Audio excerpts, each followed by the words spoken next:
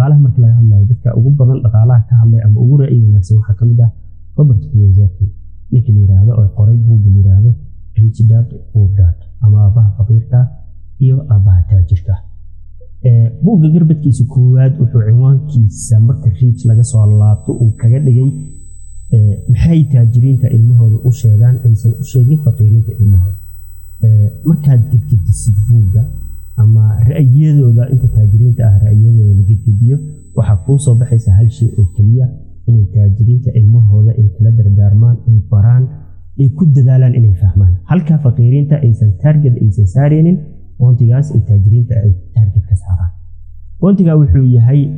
maalgashi inay wax maalgashtaan shaqo abuur ay sameeyaan meherado ay sameeyaan ila dhaqaale ay sameeyaan.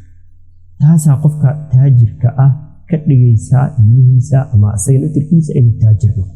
halka qofka faqiirka ah wixii soo gala oo idin iltizaamaad ama waxyaabo daruuri oo kaliya uu fahamsan yahay ilmihiisa ka dhaadhicina lacagta ku soo gashaa waxyaabaha daruuriga ku bixi waxyaabaha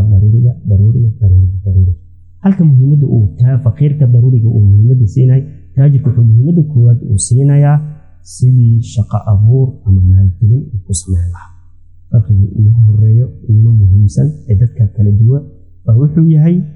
maalgashi. ku dadaal haddaad rabtid inaad ka baxdid tabaqada aad ku jirtid ama gruubka ka mid tahay ama faqrinimada inaad ka tagtid haddaad rabtid ku dadaal inaad wax maalgashatid haba yaraatee hore u dhaqaaq bisha wax maalgasho bisha kale wixii kuu soo baxa meel kale ku maalgeli gacmaha badi meelahay wax ka soo dhacayaan habataan macnaheedu waxa weeyaan horaad u dhaqaaqday dhanka taajirnimada ayaad u dhaqaaqaysaa ama sabxadda faqrinimada ayaad ka dilaysaa sabxad taajirnimo